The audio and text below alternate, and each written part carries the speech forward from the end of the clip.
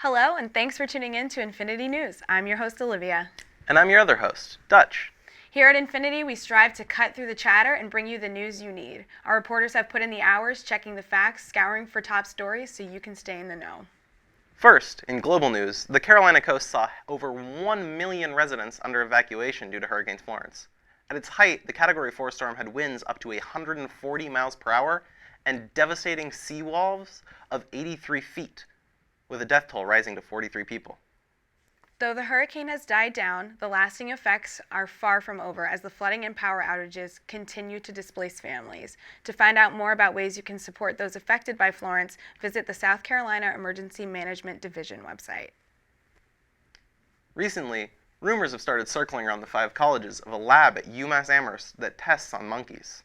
After the death of a marmoset in 2015 due to gross negligence, students became concerned. Some students have begun to refer to it as the monkey lab conspiracy, and the school has yet to make a statement on the lab, although they did confirm its existence. Social media sites like Reddit and Twitter are scattered with threads bearing the hashtag UMassSecrets, rife with rumors of the monkey conspiracy and the experiments being done. Now that the existence of the lab is well known, administration's reluctance to comment on the proceedings of the lab seem highly suspicious. Given the activist nature of the Pioneer Valley, it's surely only a matter of time before some takes action. This June, the Massachusetts state legislature passed a bill slowly but steadily raising the minimum wage from $11 to $15. It's uncertain what effect this will have here at Hampshire, but with this change coming on top of ongoing budget cuts, students are concerned this could potentially lead to reduction in available work-study hours. The administration has yet to release an official statement.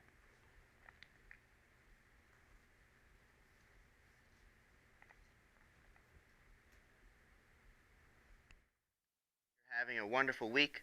If you're like me and haven't been checking the old Hamp email all that faithfully, here's what you may have missed this week in the digest.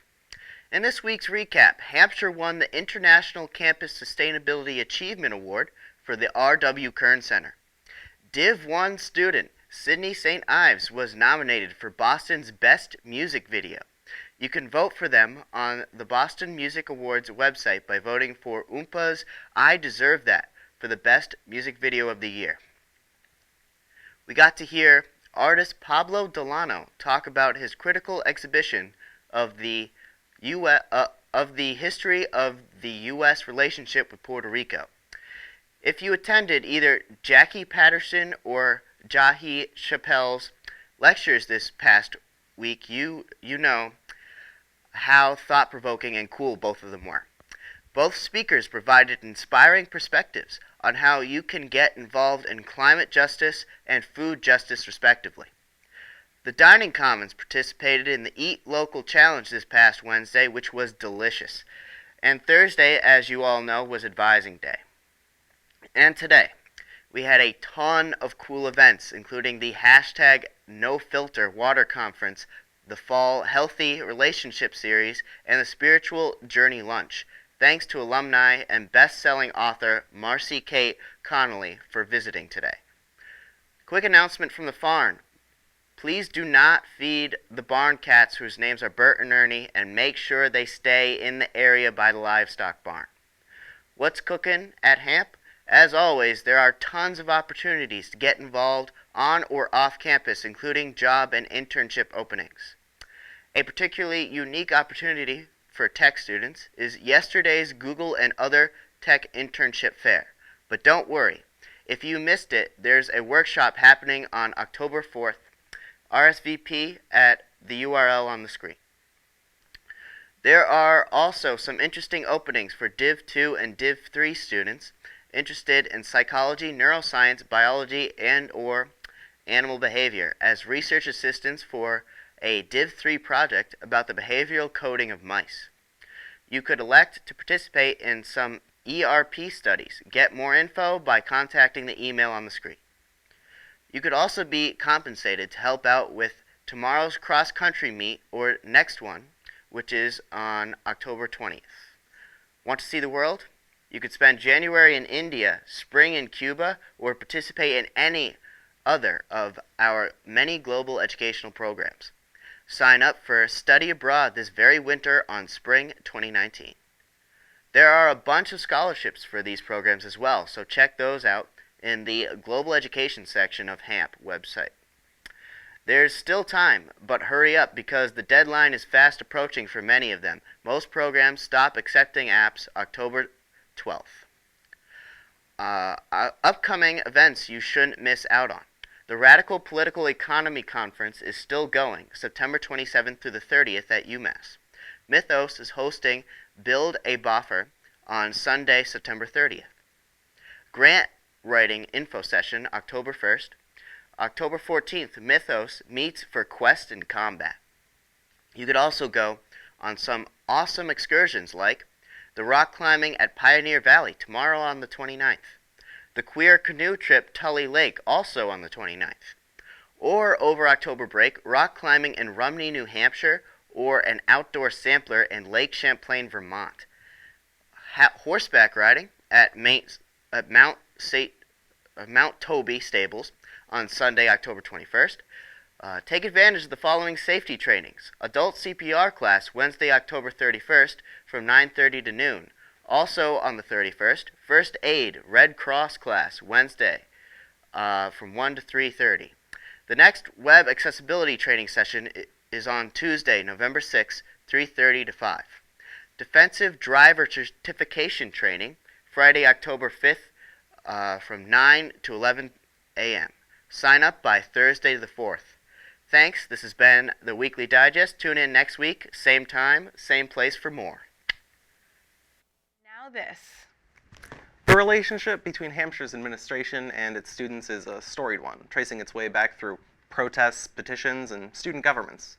So you would have thought by now they'd figure I'd like to hear from them every once in a while. Hampshire students have repeatedly named a lack of earnest communication as one of their primary problems with the school and the administration. We just frequently have no idea what's going on. I mean, Hampshire prides itself on an education that supports taking a critical eye to authority, so why does the administration keep seeming surprised when we'd like to know why they've made a decision? I mean, at this point, I'm not even asking for a say in what goes on. I'd just like someone to tell me before I wake up on Saturday morning to screaming and a gunshot and a subsequent panic attack that there was actually a track meet that day. I guess what I'm trying to say is that if the administration wants to foster a relationship with the students, but they don't want to talk to us, they could at least put up a calendar.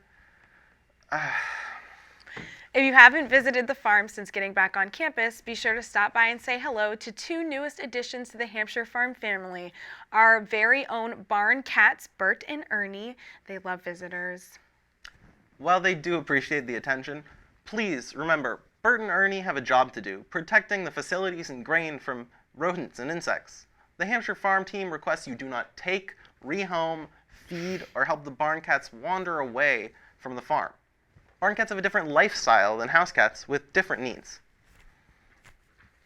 The farm would like to remind you that they have access to plenty of water, are fed twice a day, and have beds and warm places to sleep at night. They also receive an abundance of love, hugs, and pats. Switching an animal's feed or overfeeding often causes upset stomachs and can lead to vomiting or diarrhea, which can in turn cause dehydration. If they wander onto campus or elsewhere, they also have trouble finding their way home. If you spot Bert and Ernie anywhere they shouldn't be, which is anywhere that in the vicinity of the livestock barn, or have any other questions or concerns about them, please feel free to contact livestock manager Mo Fallon at 413-519-0466. And now it's time for a Division III showcase. We'd like to welcome fourth-year student Maddie Chasson. Hello, Maddie. Thank you for coming in here. Thanks. Maybe hidden chairs, huh? Mm-hmm. So you want to hear about my Div 3? Yeah, if you want to tell us a little bit about it. Tell the viewing audience at home. I'm going to start with a content warning on sexual assault. I don't really go into depth about anything, but in case you want to just ignore all of it, skip this part. So my Division 3 is an audience research study on the treatment of sexual assailants on TV. So what that basically means is we're just seeing how people react to sexual assailants. More than what's going on TV, we're seeing how people make sense of it. And what inspired you to undertake this study right now? Well, right now we have a lot going on with Kavanaugh hearings like every day and other people in power just getting accused of things left and right. It feels important to just see how people make sense of it. And what I'm doing is basically looking at one show for the semester. It's Gossip Girl, where I watched the show as a kid and loved it. And then upon rewatching it a few years ago, I realized that in the first episode, my favorite character tries to sexually assault two people, which kind of seemed crazy to me because I loved him, and I guess I just forgot about that. So then I started to think about the rest of the audiences and how they probably forget when their characters sexually assault people or just don't care or excuse it, and that kind of seemed like a problem to me. And how does an audience research study work? Yeah, that's a good question. The best way to do it is focus groups, as I'm sure you guys know. Yeah, I'm just gonna be like showing them something and asking them some like, who's your favorite character on the show? Is it this really bad guy? Without saying that. And then I take all of their responses and transcribe it, and then basically put it into different sections of like, these people said that he's trash. These people said, well, that happened a long time ago. I think that makes us understand how people react. Yeah? Yeah, Yeah? Y'all get it? Yeah. I get yeah. it. I mean, is there anything else you'd like to tell the audience before we see you on your way? Well, now that you guys have all heard this, you're not going to be able to be in my study. So, if you have anyone else who hasn't heard it and would like to be in the study, who's watched Gossip Girl or Game of Thrones is a big one. Guess what? There's some sexual assailants in that show. I was thinking of doing Orange is the New Black, but I think I'm just sticking to those two for now. Please let me know. Email me at mec15@hampshire.edu. Cool. Thanks. Thanks you, for guys. stopping by. Yeah. Have a good day.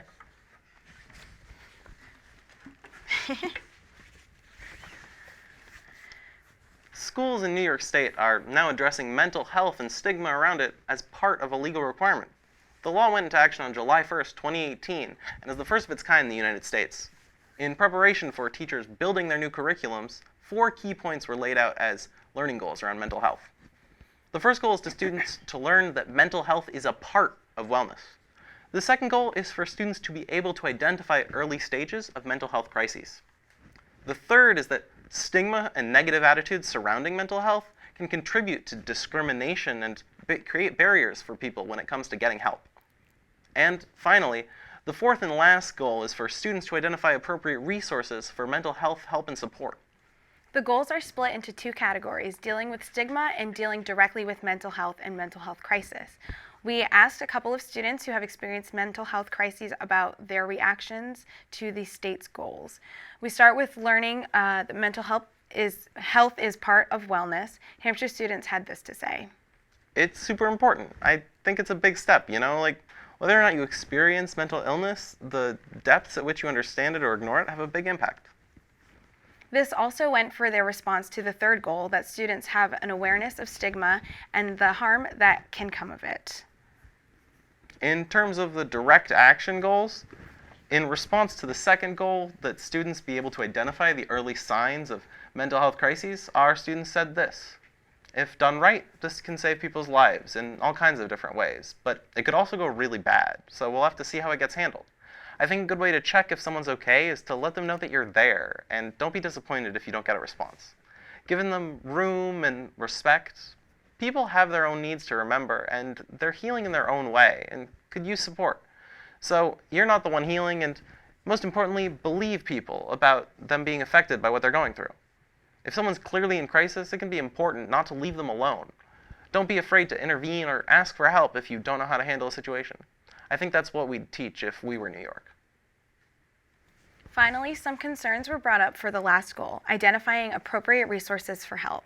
Our students said this: I hope the schools have a good way of telling kids that it can be very bad for people in crisis to deal with the police, especially if they are Black, POC, trans, or LGBTQ.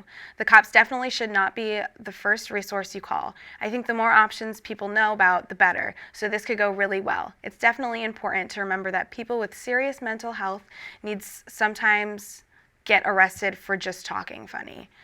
All in all, this stuff is really important, and we're stoked to see how it goes.